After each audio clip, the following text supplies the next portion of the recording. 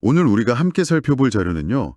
기쁨과 평강의 비결이라는 제목이 붙은 한 통의 편지, 바로 빌립보서 4장입니다. 근데 이 편지가 쓰여진 배경을 알면 정말 좀 소름이 돋습니다. 편지를 쓴 바울이라는 사람이 지금 무슨 멋진 휴양지에서 영감을 받아 글을 쓰는 게 아니거든요. 차가운 돌바닥, 쇠사슬에 묶인 채 로마 감옥에 갇혀 있어요. 말 그대로 괴로움의 한복판에 있는 거죠. 그런데 그런 사람이 기쁨과 평강에 대해 그것도 아주 확신에 찬 목소리로 이야기하고 있다는 겁니다. 그래서 오늘 저희의 미션은 명확합니다. 이 절망적인 상황 속에서 발견된 흔들리지 않는 기쁨과 평화의 비결은 과연 무엇인지, 그 레시피를 한번 파헤쳐보는 겁니다. 네, 레시피라는 표현이 아주 적절한 것 같습니다. 이 편지는 추상적인 위로나 뜬구름 잡는 이야기가 아니고요. 정말 요리법처럼 공동체와 개인을 향한 아주 구체적이고 실천적인 단계들이 담겨 있죠. 오늘 우리는 이 레시피의 각 단계를 하나씩 따라가 보면서 어떻게 그것들이 마음의 평화라는 결과물로 이어지는지 그 연결고리를 찾아보겠습니다. 좋습니다. 그럼 그 레시피의 첫 번째 단계부터 시작해보죠. 1절을 보면 바울이 편지받는 사람들을 나의 사랑하고 사모하는 형제들, 나의 기쁨이요 면류관 이렇게 부르는데 여기서부터 감정이 확 느껴져요. 아, 관계가 정말 중요했구나 싶죠. 그런데 좀 의아하지 않나요? 그렇게 따뜻하게 시작해놓고 바로 다음 2절에서 유오디아랑 순두계라는 두 여성의 실명을 딱 거론하면서 다툼을 해결하라고 하잖아요. 기쁨이라는 큰 주제를 말하기 전에 갑자기 두 사람 갈등 얘기를 꺼내는 게 좀 사소해 보이기도 하는데 왜 여기서부터 시작했을까요?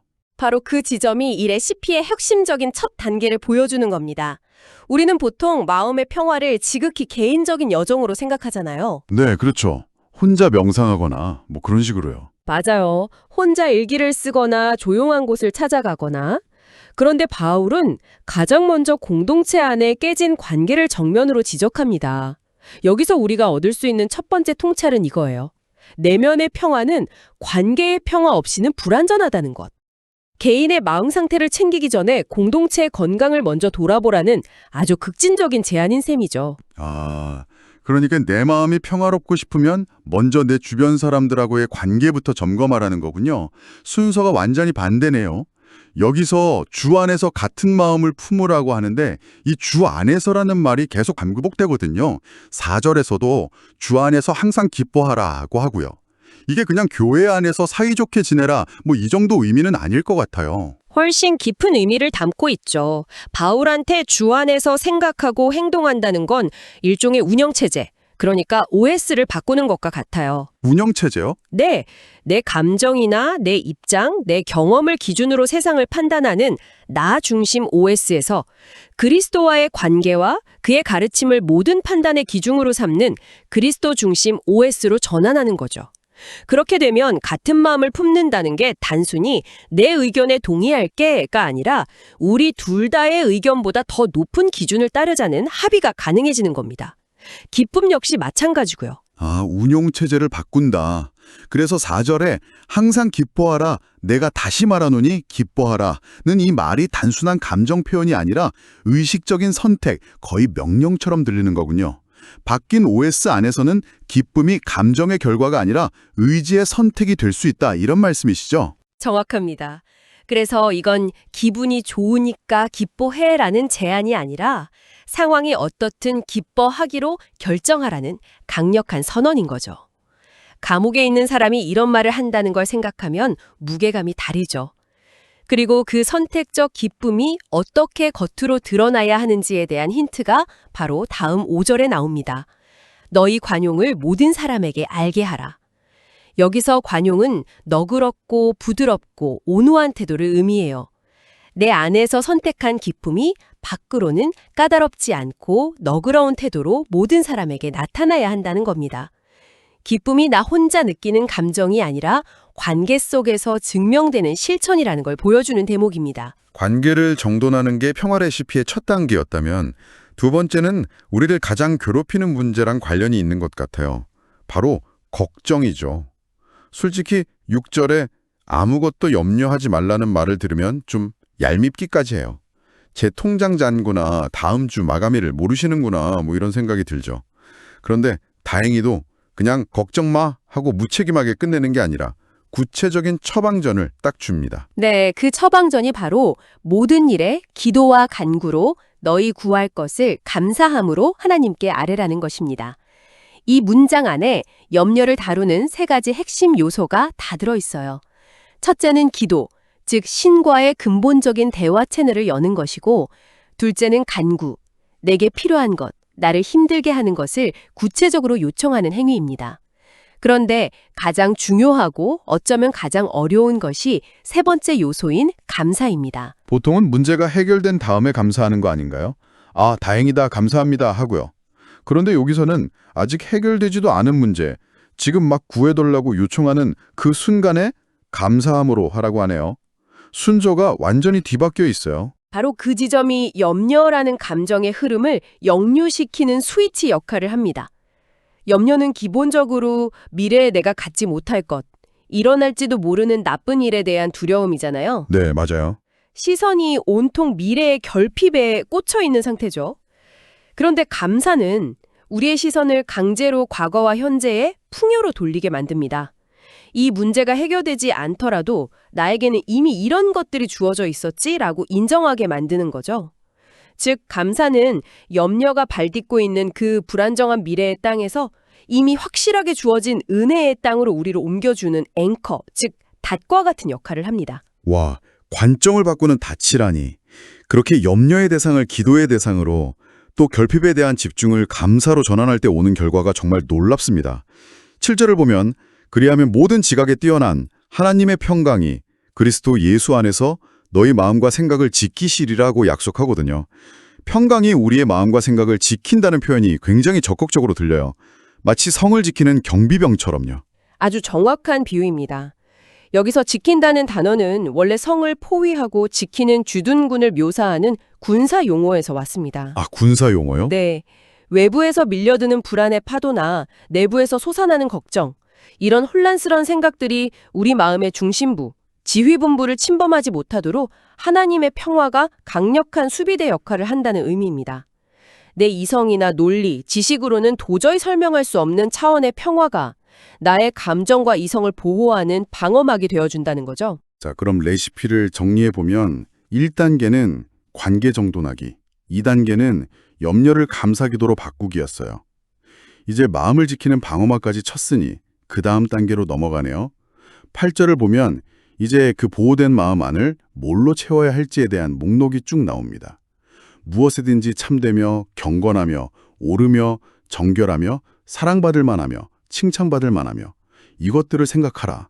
이걸 읽다 보니까요. 이건 마치 정신을 위한 식단표 같다는 생각이 들어요. 정신을 위한 식단표, 아주 좋은 비유네요. 거기서 한 걸음 더 나아가면 이건 단순한 식단을 넘어 정신적 근력 운동에 가깝습니다. 근력 운동이요? 네, 식단이 주로 나쁜 음식을 피하는 데 중점을 둔다면 이 목록은 적극적으로 좋은 생각들을 들어올리는 훈련, 즉 웨이트 트레이닝을 하라는 거니까요. 정보의 홍수 속에서 우리가 가만히 있으면 무의식적으로 부정적이고 자극적인 정보들, 즉 정신적 정크푸드에 노출될 수밖에 없습니다. 이 구절은 의식적으로 의지를 가지고 생각의 방향을 건설적이고 긍정적인 쪽으로 계속해서 설정하라는 요청입니다. 정신적 근력 운동이라니 훨씬 더 적극적인 느낌이네요. 그리고 9절에서 한 단계 더 나아가죠. 생각에만 머무르지 말고 너희는 내게 배우고 받고 듣고 본 바를 행하라. 즉 행동으로 옮기라고 합니다. 생각과 행동이 일치해야 한다는 건데 그 결과로 주어지는 약속이 7절의 약속이랑 미묘하게 달라지는 점이 정말 흥미로워요. The peace of God라는 상태가 우리를 지켜준다고 했습니다. 일종의 선물이나 방어막 같은 개념이죠. 그런데 9절에서는 생각한 바를 행할 때 그 결과로 평강의 하나님, The God of Peace, 그분 자체가 우리와 함께 계실 것이라고 약속합니다. 평화라는 선물을 받는 차원에서 평화의 근원이신 분과 동행하는 차원으로 관계가 깊어지는 겁니다. 생각의 훈련과 행동의 실천이 일치될 때 경험할 수 있는 궁극의 상태라고 할 수 있죠. 이제 편지의 마지막 부분으로 넘어가는데 여기서 바울이 자신의 아주 개인적인 경험을 통해 이 모든 레시피의 정점을 보여줍니다. 빌립보 사람들이 보내준 선물에 감사 인사를 전하면서 그가 감옥 안에서 터득했던 일체의 비결을 공개하거든요. 11절하고 12절이 그 핵심인데요. 어떠한 형편에 든지 나는 자족하기를 배웠노니 나는 비천에 처할 줄도 알고 풍부에 처할 줄도 알아. 일체의 비결을 배웠노라. 배고플 때나 배부를 때, 가난할 때나 부유할 때나 흔들리지 않는 법을 배웠다는 건데 이게 도대체 어떻게 가능한 걸까요? 인간적으로 가능하긴 한 건가요? 그에 대한 답이 바로 이어지는 13절. 아마 성당에서 가장 유명하면서도 가장 오해를 많이 받는 구절 중 하나일 겁니다. 아, 그 구절이요? 수 있느니라. 이 구절만 딱 떼어놓고 보면 마치 내가 원하는 건 뭐든지 이룰 수 있다는 식의 무한긍정 메시지나 자기계발 구호처럼 들리죠. 하지만 바로 앞에 문맥과 연결해서 보면 의미가 완전히 달라집니다. 여기서 모든 것은 세상의 모든 성공이나 부귀영화를 의미하는 게 아니에요.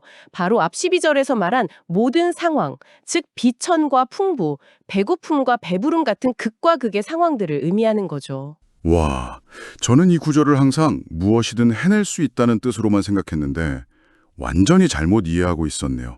이게 사실은 성공에 대한 말이 아니라 실패와 어려움을 포함한 그 어떤 상황도 견뎌낼 수 있다는 힘에 대한 이야기였더니 맥락을 알고 보니까 훨씬 깊어집니다. 바로 그겁니다.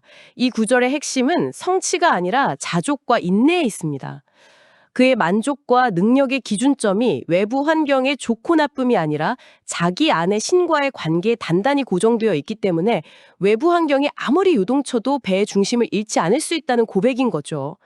이것이 그가 말하는 평화의 레시피, 그 마지막 단계인 상황을 초월하는 비결의 핵심입니다. 그러면서도 그는 빌립보 사람들의 도움이 잘하였다라고 칭찬하고 그들의 도움을 기쁘게 받는 모습이 인상적이에요. 난 혼자서도 다 괜찮아. 이러면서 선을 긋는 게 아니라 그들의 나눔을 통해 자신이 풍족하게 되었다고 솔직하게 인정하고 심지어 그들이 보낸 선물을 하나님을 기쁘시게 하는 향기로운 재물이라고까지 극찬하죠. 여기서 우리는 나눔의 아름다운 선순환 구조를 엿볼 수 있습니다.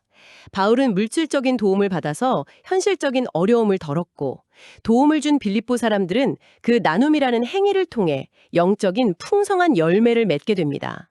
주는 사람과 받는 사람 모두에게 유익이 되는 거죠. 그래서 바울은 이 경험을 바탕으로 19절에서 아주 확신에 차서 선포합니다. 나의 하나님이 너희 모든 쓸 것을 채우시리라. 자신이 빌립보 사람들로부터 받은 그 채움을 이제 하나님께서 그들에게 몇 배로 되갚아 주실 것이라는 믿음의 약속이자 축복인 거죠. 오늘 우리는 이 짧은 편지 한 장에 담긴 마음의 평화를 얻는 4단계의 레시피를 함께 살펴봤습니다. 첫째, 관계를 정돈하고, 둘째, 걱정을 감사 기도로 전환하고, 셋째, 생각의 근육을 키우고 행동으로 옮기고, 마지막으로 어떤 상황에서도 만족하는 법을 배우는 것. 정말 놀라운 지혜가 담겨 있네요. 네, 이 조언들이 각각 따로 떨어진 게 아니라 서로 유기적으로 연결돼서 하나의 큰 그림을 그리고 있습니다. 관계의 평화가 마음의 평화로 이어지고 그 마음을 지키고 채우는 훈련이 결국 어떤 상황에서도 흔들리지 않는 삶의 평화로 귀결되는 아주 논리적인 과정이죠. 자, 이제 마지막으로 청취자분께서 한 주간 곱씹어 볼 만한 생각거리를 하나 던져드리고자 합니다. 이 편지의 거의 마지막 부분 22절을 보면 아주 흥미로운 인사말이 스쳐 지나가듯 나옵니다. 모든 성도들이 너희에게 문안하되 특히 가이사의 집사람들 중 몇이니라. 가이사의 집은 단순히 황제가 사는 궁궐을 의미하는 게 아니에요. 당시 로마 황제의 가족, 노예, 관리, 군인, 황제랑 직접 관련된 모든 사람과 조직을 포함하는 로마 제국 권력의 심장부 그 자체였죠. 어떻게 보면 이 편지가 말하는 가치, 그러니까 겸손이나 나눔, 내면의 평화와는 가장 정반대에 있는 곳이라고 할 수 있겠네요. 권력과 욕망, 경쟁과 암투가 들끓는 가장 적대적이고 영적으로 척박한 환경이라고도 볼 수 있고요. 바로 그 지점입니다. 그런데 그런 환경 속에도 이 편지가 말하는 기쁨과 평강을 누리는 사람들이 존재했다는 사실. 이것은 오늘을 사는 우리에게 무엇을 말해줄까요? 만약 이 평화가 로마 황제의 집, 그 권력의 심장부 안에서도 발견될 수 있는 것이라면 오늘 우리가 처한 어떤 치열한 직장, 어떤 힘든 관계, 어떤 절망적인 상황 속에서도 그 평화를 발견할 가능성이 있지 않을까요? 이 질문을 마음에 품고 한 주를 보내보시는 건 어떨까 싶습니다.